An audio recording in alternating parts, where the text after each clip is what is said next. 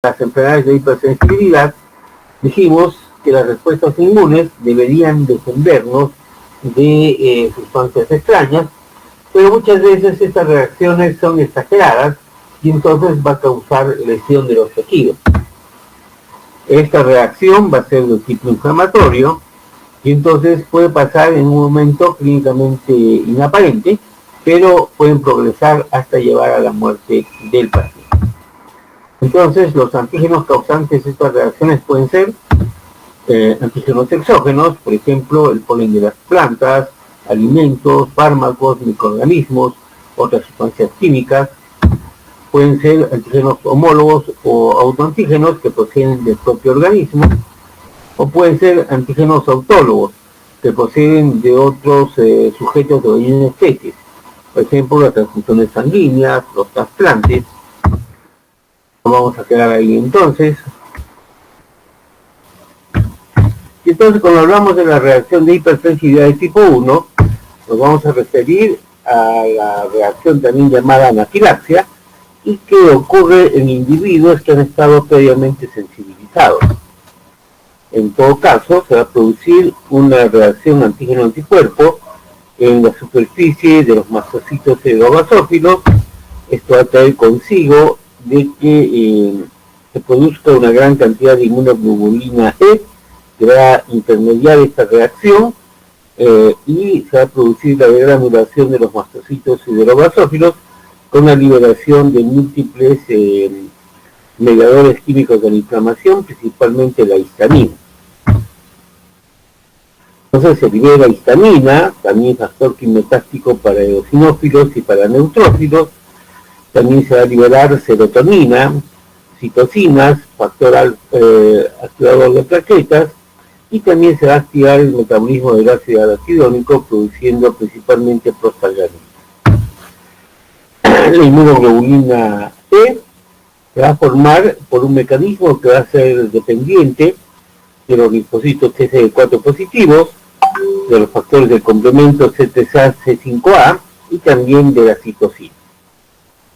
Como así, tenemos la mucosa, perdón, que en este caso puede ser la mucosa respiratoria, y el antígeno que puede ser, como dijimos, el polen de las plantas.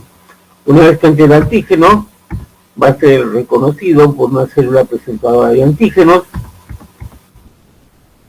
y lo va a presentar al linfocito TCD4. Y dijimos que va a haber una intermediación de las citocinas y el factor C3A y C5A del complemento. Esto va a ser, como dijimos, de que se estimule a las células plasmáticas para que se produzca una gran cantidad de inmunoglobulina E. Una vez producida la inmunoglobulina E, va a actuar sobre los mastocitos cerebrovasófilos y va a hacer que estos se degranulen y, como dijimos, se libere estos mediadores de la inflamación. Esto en un primer momento. En un segundo momento ya no necesita de esta intermediación y directamente el antígeno va a actuar sobre la célula plasmática, se va a producir el aumento de la inmunoglobulina E y se va a producir, puede haber granulación más rápida de los mastocitos siderobasófilos. ¿Qué va a ocurrir?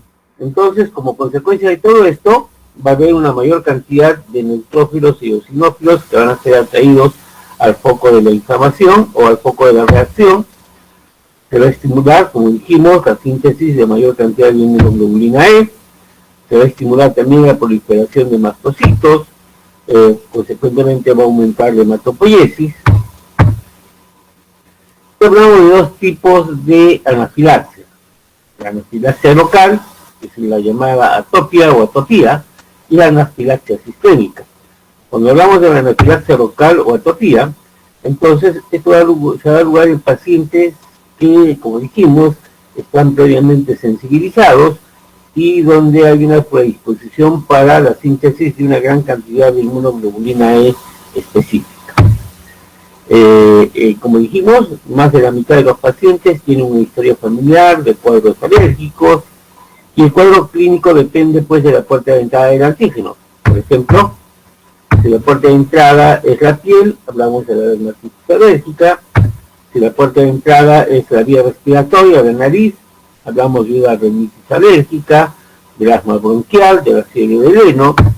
Si la puerta de entrada es la mucosa de los ojos, hablamos de una conjuntivitis alérgica. Y si la puerta de entrada es el tracto gastrointestinal, hablamos de las famosas alergias alimentarias. Tenemos ahí la dermatitis alérgica, principalmente en niños, la conjuntivitis alérgica, sobre todo en épocas de estío, en épocas de primavera, por el polen de las plantas. Entonces, esta anafilaxia local tiene dos fases. Una fase precoz que dura entre 5 a 45 minutos, en donde van predominando los procesos vasculares, principalmente hay vasodilatación, hay edema, hay espasmo del músculo liso en las arteriolas, en las arterias grandes y también, por ejemplo, en el músculo de los bronquios y bronquiolos. Y una fase tardía que dura entre 1 y 12 horas, donde ya hay pues predominantemente alteraciones inflamatorias, con presencia de una gran cantidad de células inflamatorias donde se está desarrollando la reacción. Hablamos de la anafilaxia sistémica, como dijimos, en este caso se produce por la entrada de proteínas heterólogas o antígenos directamente al torrente sanguíneo, y esto va a provocar una vasodilatación generalizada que puede acabar con un shock anafiláctico que va a causar la muerte del paciente. Uno de los casos más frecuentes es la alergia pues a los medicamentos, principalmente a la penicilina, ¿no? En un primer momento, cuando uno entra en contacto con el antígeno, en este caso con la penicilina, se sensibiliza, no va a tener directamente la reacción, pero sí el organismo ya va a estar sensibilizado. Cuando por una segunda vez ingresa a la penicilina, entonces ya hay el cuadro de reacción que va a causar, pues, como les digo, en el peor de los casos, un shock anafiláctico. El cuadro clínico entonces se caracteriza en este caso porque va a haber prurito, picazón, urticaria, enrojecimiento de la piel, que dijimos, contracción bronquiolar, edema del glotis, va a haber cólicos abdominales que van a condicionar vómitos, diarrea, y en los casos graves dijimos se va a llegar al shock anafiláctico. Hablamos ahora de la reacción de hipersensibilidad de tipo 2. En este caso es una reacción antígeno con anticuerpo que va a actuar en la superficie celular, de la superficie de la célula diana, donde va dirigida la reacción. Y esta acción es mediada por las células natural killer y por el sistema de complemento. En este caso, los antígenos pueden ser exógenos, pueden ser antígenos de la propia célula, o pueden ser antígenos, en este caso, proteínas extracelulares. Y se pueden presentar tres tipos de reacciones. Tenemos, en primer lugar, los antígenos que van a entrar en contacto con los anticuerpos. Entonces se puede producir una reacción en donde van a estar intermediados por los anticuerpos del tipo inmunoglobulina G e inmunoglobulina M. Entonces vamos a ver que va a producir el complemento hasta el factor C5b-9, que va a hacer de que se destruya la membrana celular, y entonces hablamos de una lisis mediada por el complemento.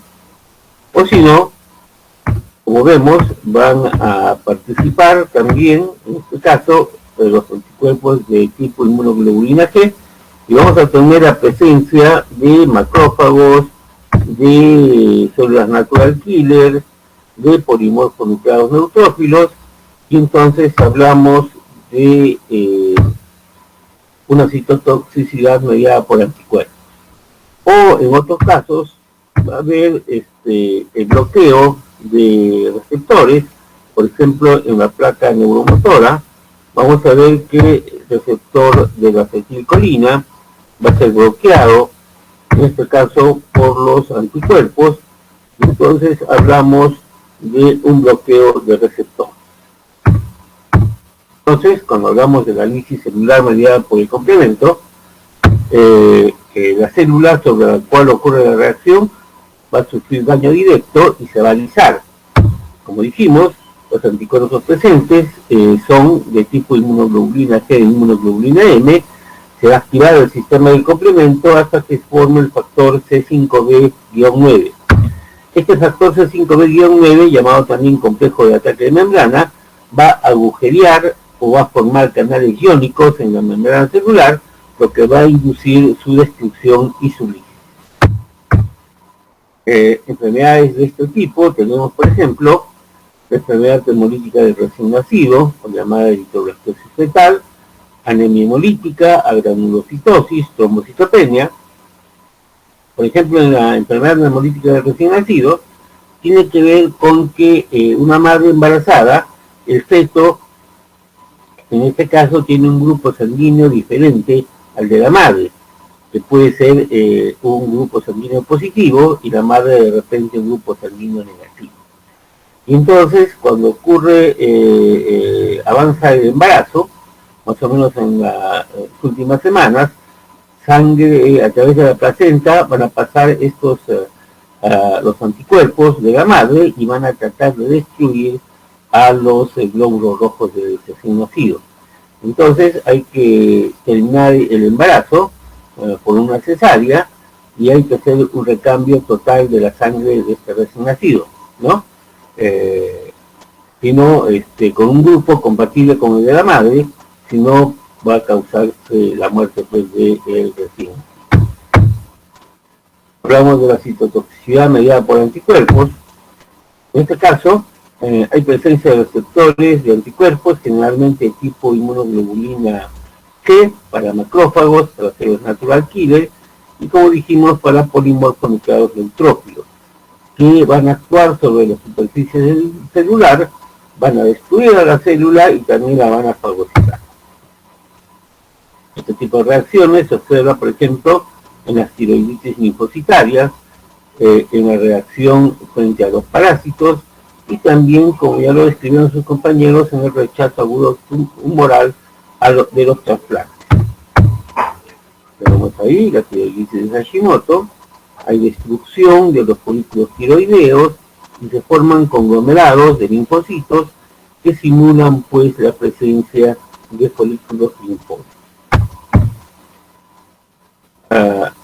Cuando hablamos de anticuerpos frente a proteínas extracelulares o receptores de membrana, tenemos, por ejemplo, que el antígeno puede ser una proteína extracelular, se activa el complemento y se produce una alteración funcional de las membranas, hay necrosis fibrinoide intersticial y proliferación y necrosis de las células adyacentes. Tenemos, por ejemplo, el síndrome de Gutt-Pasteur, que se caracteriza por una glomerulonefritis, hemorragia pulmonar y anticuerpos circulantes antimembrana, que lo vamos a encontrar tanto en la membrana glomerular como en la membrana interalveolar. Y esto mediante depósitos lineales de inmunoglobulina G y el factor CT de complemento. En este caso, esta reacción se va a formar pues donde hay membranas de filtración, por ejemplo, en los glomérulos renales o en las membranas donde hay pues intercambio gaseoso, como en la membrana alveolar.